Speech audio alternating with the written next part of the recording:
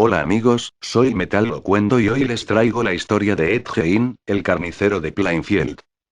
Antes que nada quiero advertirles que este video contiene material bastante fuerte, ya que estamos hablando de uno de los asesinos más brutales de los Estados Unidos, y fue la historia real que inspiró Psicosis, la masacre de Texas y el silencio de los corderos. Bueno, empezamos. Aparentemente era un hombre inofensivo. Pero su personalidad ocultaba un terrible psicópata que convirtió su granja en un matadero humano.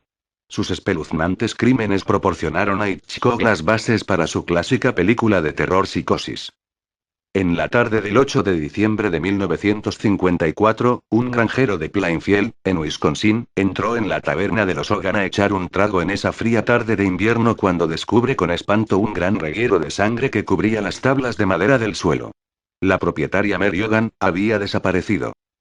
El sheriff observó que no había señales de lucha aparentes y que la caja registradora seguía llena, pero determinó que la mujer había sido asesinada y que su cuerpo había sido arrastrado hasta un coche que esperaba fuera.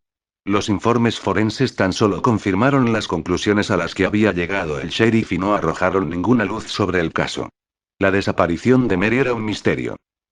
Aproximadamente un mes después de este suceso, el propietario del aserradero de Wisconsin comentaba el caso con un hombre pequeño y tímido que vivía en una granja de madera a pocos kilómetros de allí. Su nombre era Ed Gein. Gein vivía solo desde la muerte de su madre en 1945 y se ganaba la vida haciendo toda clase de trabajos a los vecinos de Plainfield. Fue su habilidad en este tipo de trabajos, por la que este hombre de complexión débil, mediana edad, pelo rubio y ojos azules empezó a ser conocido entre las gentes del lugar como una persona trabajadora, cumplidora, fiable pero excéntrica. El propietario del aserradero no se llevaba muy bien con Hein. Encontraba extremadamente difícil hablar con él porque a veces este comenzaba a reír con nerviosismo sin motivos como un desequilibrado, o por sus comentarios inoportunos que dejaban a la otra persona sin saber qué decir. En esta ocasión, el hombre recordó que Hein solía sentarse solo en un rincón de la taberna mirando fijamente a la dueña del local absorto en sus pensamientos con una jarra de cerveza, y supuso que estaba enamorado de la mujer. Le sugirió bromeando, que si le hubiese hablado a Mary con claridad de sus sentimientos, probablemente en ese momento estaría en su granja cocinando y esperando a que volviera en lugar de haber desaparecido presumiblemente asesinada. Hein, con un extraño gesto puso los ojos en blanco y le respondió con una de sus conocidas sonrisas: no está desaparecida. Ahora mismo está en la granja. El hombre se encogió de hombros y no le tomó en serio, después de todo, era el tipo de comentario que se esperaba de él. Nació el 27 de agosto de 1906, hijo de madre austera y fanática religiosa que despreciaba a su débil y borracho marido. Cuando ambos discutían, que solían hacerlo con frecuencia, el hombre se emborrachaba y pegaba a sus dos hijos.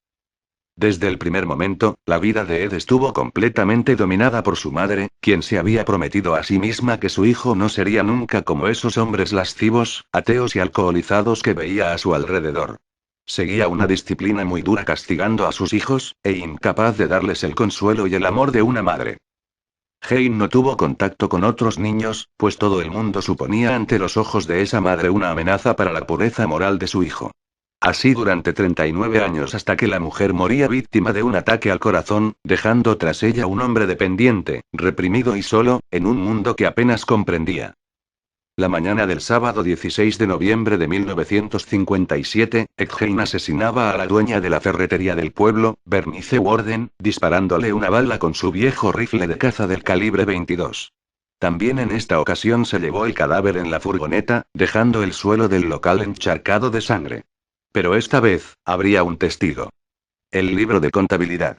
En su última anotación, figuraba el nombre de Ed Gein, a quien habría vendido su último anticongelante. Dos oficiales de la policía arrestaron a Hein, mientras otros dos se dirigían inmediatamente hacia su granja con la intención de llevar a cabo un registro.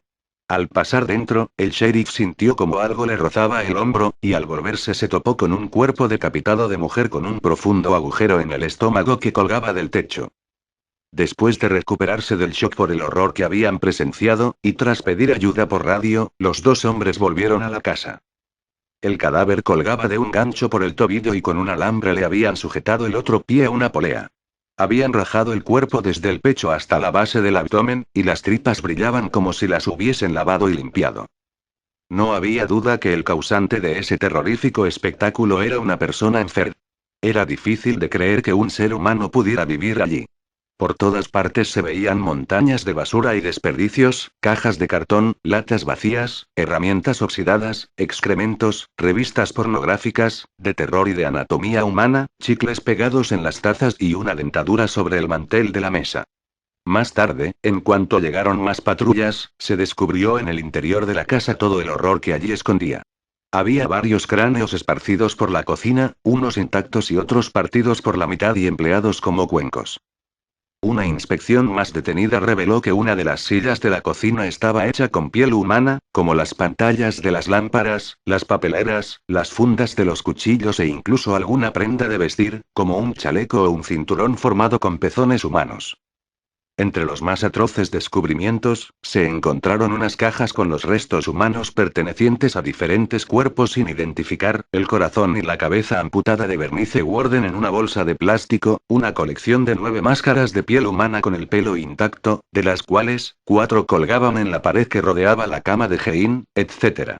Había decorado el interior de su casa de madera con esas máscaras confeccionadas con tiras de piel procedentes de auténticos rostros humanos y con los cráneos colgados de las columnas de su cama.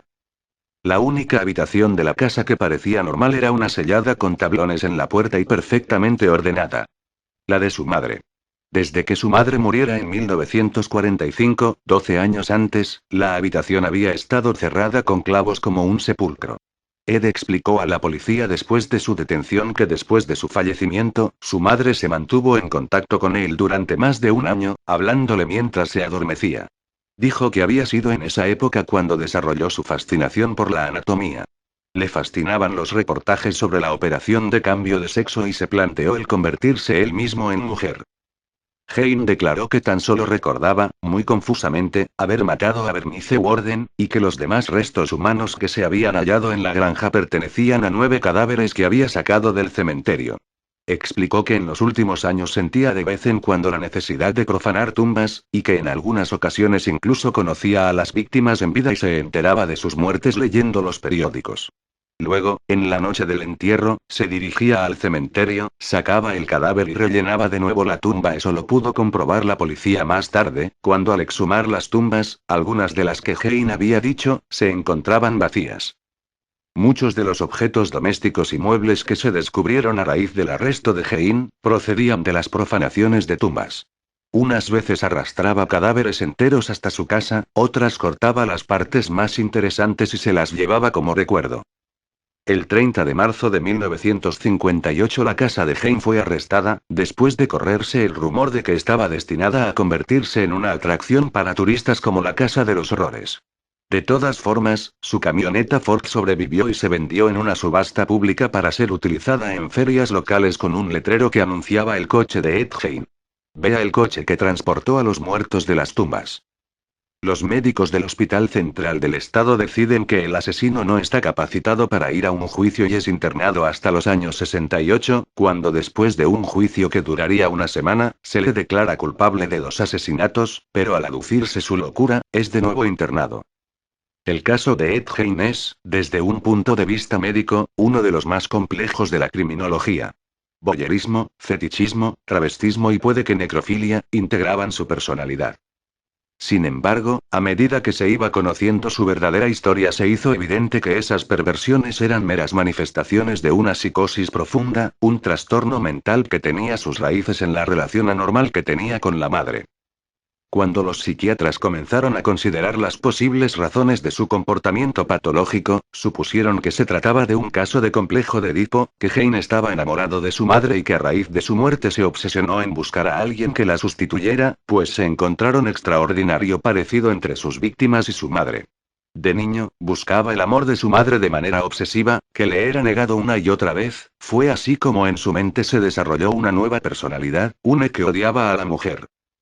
Hein murió por insuficiencia respiratoria el 26 de julio de 1984, tras décadas de reclusión en una unidad psiquiátrica, donde resultó ser un paciente modelo.